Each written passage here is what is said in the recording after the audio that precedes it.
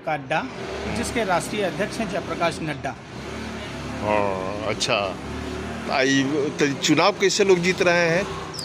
देखिए, चुनाव जीतने के कई कारण हैं। एक्चुअली क्या, जो भाजपा के खिलाफ चुनाव लड़ने वाली पार्टियां हैं, वो पार्टियां छोटे छोटे चीज़ों पर ध्यान नहीं देती। सबसे बड़ा बात है कि बूथ वाइज वो 50 से 100 वोटर्स जो भाजपा के विरोधी हैं, उनका वोट काटा जाता है। दूसरा, ईवीएम हैक भी किया जाता है। अच्छा। तीसरा, मतगणना के दौरान स्थानीय प्रशासन यानी जिलाधिकारी, एसडीएम, ये सबों की मिली भगत होती है। तो जिसके कारण, लेकिन सबसे बड़ा सवाल क्या उठता है कि जब आप पार्टी का संगठन एक तरह से भाजपा के कंपेयर में, भाजपा आरएसएस के जो संगठनें हैं, कई संगठनें हैं, तो उनके मुकाबले विपक्षी दल के जो नेता हैं, छोटे छोटे क्षेत्रीय दल, जिनका कहीं वजूद नहीं है, तो उस हिसाब से वो चुनाव हारते हैं। जब तक इंडिया अलायंस की तमाम पार्टियां अपने संगठन को मजबूत नहीं करेगी, भाजपा से चुनाव जीत पाना नामुमकिन है। कांग्रेस के क्या उपाय है? कांग्रेस कैसे सरवाइव करे, कैसे इसकी व्यवस्था बने बढ़िया तरीके से? देखिए, कांग्रेस के जीत के लिए कांग्रेस के बड़े नेताओं को उदार दिल दिखाना होगा। अपने छोटे छोटे कार्यकर्ताओं से, आपने रामायण देखी होगी, रामायण में नंदन नील जो पत्थर छूता वो पानी में तैरता। हनुमान जी समुद्र लांघ सकते थे, लेकिन हनुमान जी को जब तक समुद्र महाराज ने नहीं बताया, नंदन नील को नहीं बताया, तो ये प्रक्रिया पूरी नहीं हुई। और नंदन नील को जब तक वानर सेना अगर सामूहिक प्रयास के द्वारा उन पत्थरों को अगर नहीं ढोते, तो हमें लगता है कि राम सेतु का निर्माण नहीं हो पाता। कहीं न कहीं कांग्रेस पार्टी में वानर सेना यानी कार्यकर्ता के साथ कम्युनिकेशन गैप है, जिसकी वजह से कांग्रेस पार्टी सरवाइव नहीं कर पा रही है।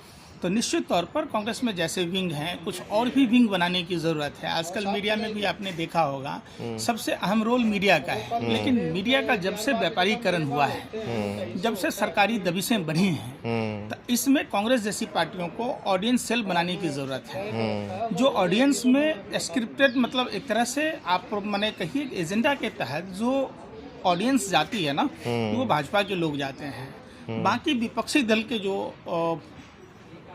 शो में, किसी भी डिबेट में वहाँ लोग नगण्य होते हैं। तो निश्चित तौर पर अगर पार्टी ऑडियंस सेल बनाती है, कार्यकर्ताओं से कम्युनिकेशन जो गैप है उसकी दूरी ख़त्म करती है, और तीसरा है कि सबसे बड़ी बात कि कोई भी विधानसभा या लोकसभा में जब टिकटार्थी है, उससे पोलिंग बूथ कमेटी मांगा जाना चाहिए।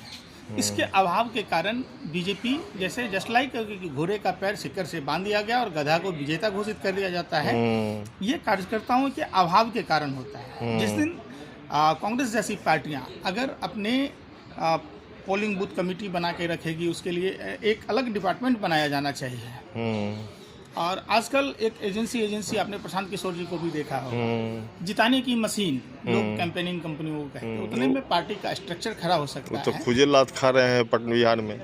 निश्चित तौर पर देखिए, ये सब वो क्या है, भाजपा के बी टीम के रूप में काम कर रहे हैं। भाजपा ने उनको प्रोजेक्ट किया है कि आरजेडी का जो वोट बैंक है ना, उसमें 5 से 10% की सेंधमारी करने के लिए, ताकि भाजपा सत्ता में आए। वो भाजपा का एक साजिश, षड्यंत्र, प्रयोग है। बाकी क्या, प्रशांत किशोर के पास में ऐसा कुछ भी नहीं है, जादू की कोई छड़ी नहीं है कि वो शेख चिल्ली की तरह कुछ भी कर सके। अगर ऐसा होता तो बिहार के उपचुनावों में प्रशांत किशोर को एक न एक सीट आती। सीट नहीं आना इसी बात का दिखाता है कि उनके मैनेजमेंट के नाम पर जो लोगों को गुमराह करते हैं, जो पॉलिटिकल कैंपेनिंग कंपनी के नाम पर सैकड़ों हजारों करोड़ रुपया लेकर हर पार्टियों को मूर्ख बनाते हैं, वो खुद बिहार की जनता ने उनको आईना दिखाया है। तो इससे सभी पार्टियों को सबक लेने की ज़रूरत है, और एजेंसियों पर भरोसा ना कर अपने कार्यकर्ताओं पर भरोसा करना चाहिए। जो आप एजेंसियों को देते हैं वो अपने कार्यकर्ताओं को देंगे, आपका कार्यकर्ता मजबूत होगा, आपका कार्यकर्ता मजबूत होगा, तो निश्चित तौर पर आपकी पार्टी मजबूत होगी, और पार्टी मजबूत होगी तो आपकी पार्टी सत्ता में आएगी। आप जब तक कार्यकर्ता मजबूत नहीं होगा, आप सत्ता में नहीं आ सकते। चलिए, बहुत बढ़िया।